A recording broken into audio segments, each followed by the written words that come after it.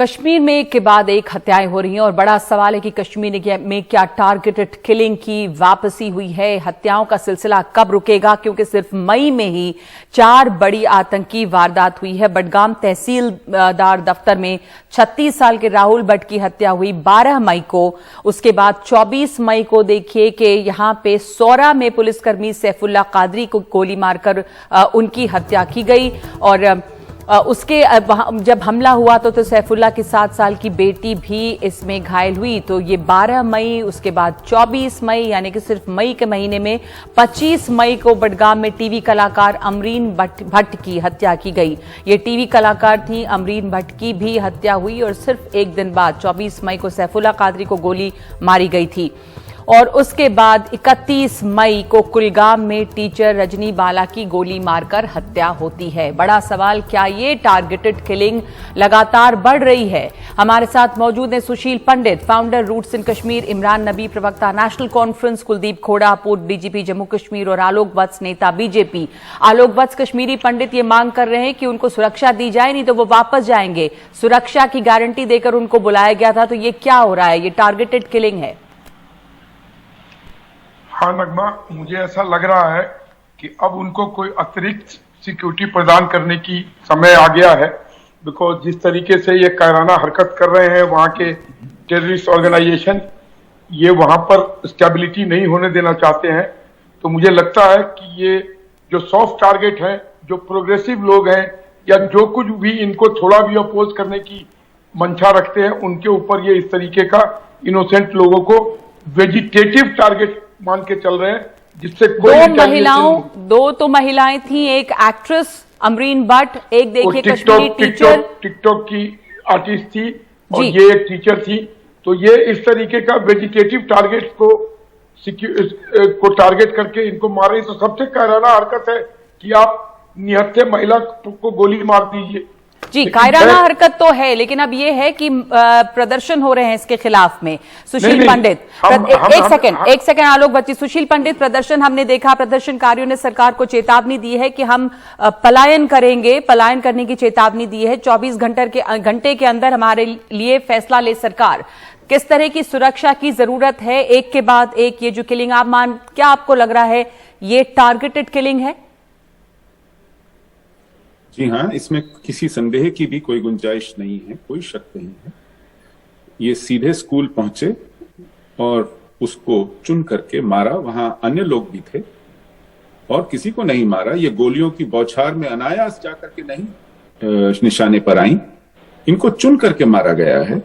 इनकी शिनाख्त के कारण, इनकी पहचान के कारण मारा गया है। और अब तक जितने भी लोग मारे गए हैं, चुन चुन कर निशाने पर लिए गए हैं, उनके कारण बताए गए हैं जी। मारने वालों ने जिम्मेदारी ली है। ये कोई आकस्मिक दुर्घटना नहीं है, ये 32 सालों से चला आ रहा जिहाद है और ये घाटियों को गैर मुसलमानों से मुक्त करने का एक षड्यंत्र है।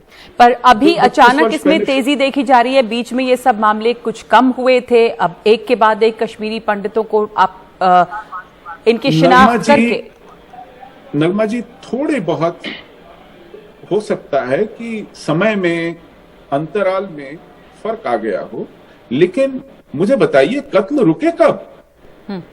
ऐसा कोई 1 महीना 2 महीना बता दीजिए जब मारे न गए हो लोग। अजय पंडिता मारे गए, वहां मेहरा जी का बेटा कृष्णा ढाबा वाला मारा गया, उधर सुनार वो मारे गए। तो सुशील पंडित जी, तो जब यहाँ पे घाटी में हालात बदले और 370 को खत्म किया गया और उसके बाद लगा कि हालात बेहतर हैं और बुलाया गया वापस लोगों को, गारंटी देके सुरक्षा की, नौकरी जैसे या रजनी बाला जिनकी हत्या की गई, उनको भी तो नौकरी दी गई थी और बुलाया गया, तो पलायन कर चुकी थी।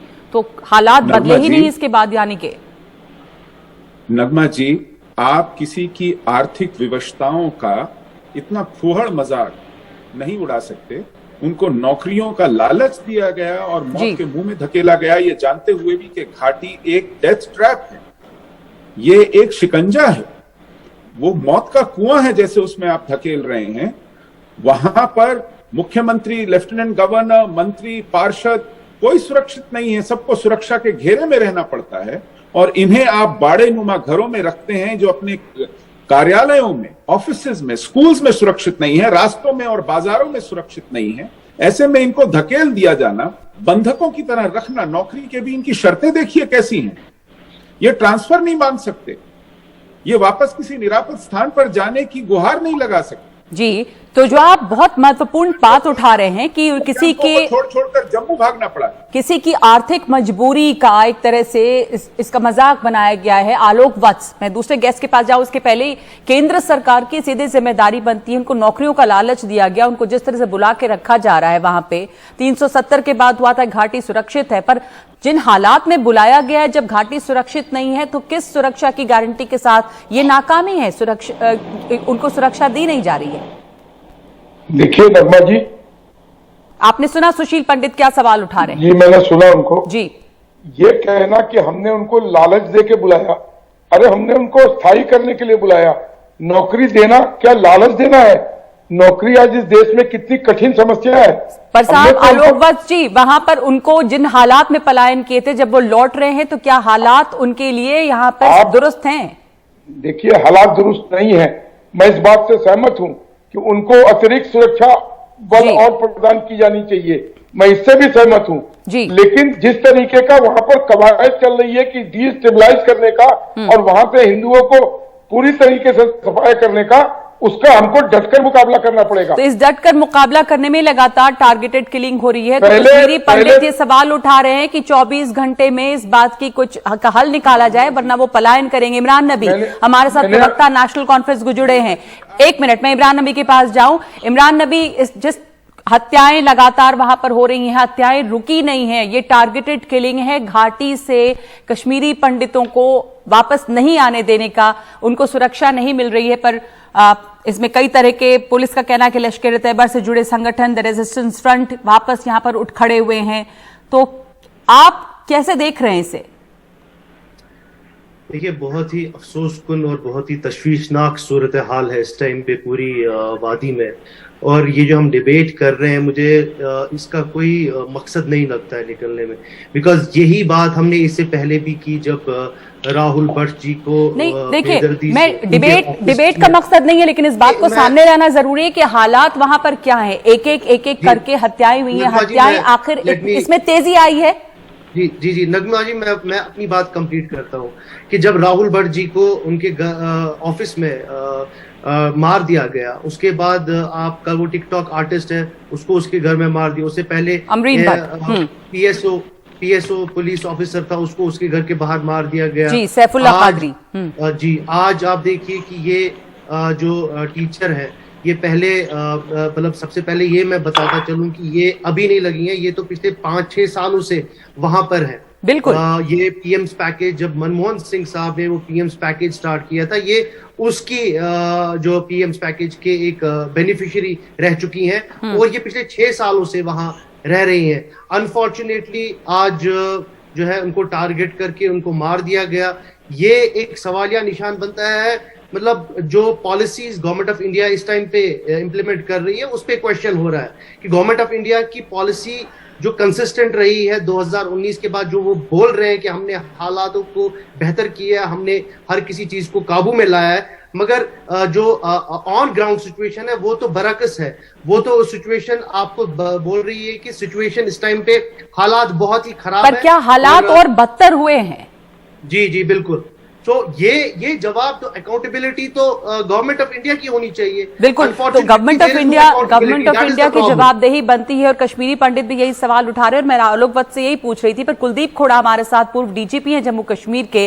कुलदीप जी, इस वक्त कहा जा रहा है कि लश्कर तैयबा से जो जुड़ा संगठन है द रेजिस्टेंस फ्रंट, वो सक्रिय है और इस तरह की टारगेटेड किलिंग को अंजाम दे रहा है।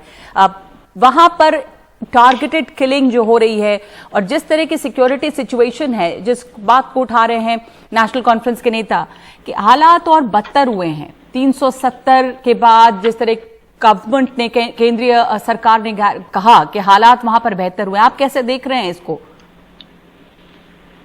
देखिए, हमने इस बात को समझना होगा कि टेररिस्ट की क्या स्ट्रेटजी है और हमारी रिस्पांस क्या है।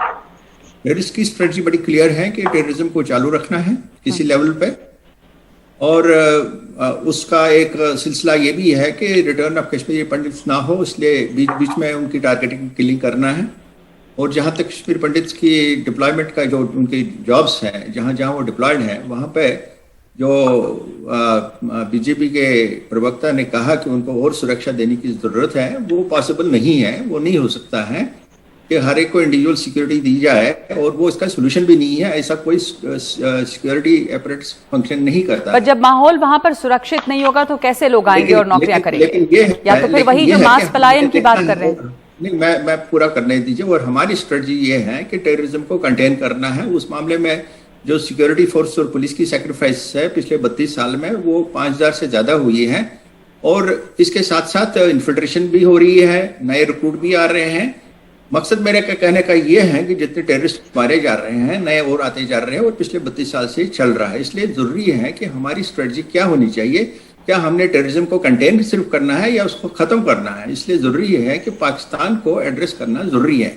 आपने टीआरएफ की बात की, ये कुछ नहीं है। टीआरएफ एलएटी और जैश का एक अमलगम है, और ये आईएसआई की ये स्ट्रेटजी रही है हमेशा, नए नए ग्रुप क्रिएट करना। लेकिन बेसिक इशू जो है वो वहां से ही, पाकिस्तान से सारा कुछ आ रहा है। लेकिन इस समय ये साफ है कि जो उनकी पाकिस्तान को, जब तक पाकिस्तान को खत्म ये एड्रेस नहीं किया जाएगा, उनको पॉलिटिकली और मिलिटरली बहुत, और इकोनॉमिकली, इस समय ये साफ है कि जो आतंकियों की स्ट्रैटेजी है कि एक के बाद ऐसे आतंकी घटनाओं को अंजाम दे ताकि कश्मीरी पंडितों की वापसी नहीं हो, उसमें वो कामयाब हो रहे हैं। ये देखना होगा कि कैसे इस जगह को, कैसे घाटी को सुरक्षित बनाया जाए कि अगर लोगों की वापसी वहां पर होनी है तो ये बड़ा सवाल है कि हत्याएं एक के बाद एक हो रही हैं, रुकी नहीं। सिर्फ मई के महीने में 4 हत्याएं हो चुकी हैं, और 2019 से अब तक अगर कश्मीरी पंडितों की बात की जाए तो 15 कश्मीरी पंडितों की हत्या हुई है, जो आंकड़े हैं अगस्त 2019 से। बहुत धन्यवाद आप लोगों का। इस समय मेरे पास इतना ही समय है इस मुद्दे पर चर्चा करने के लिए।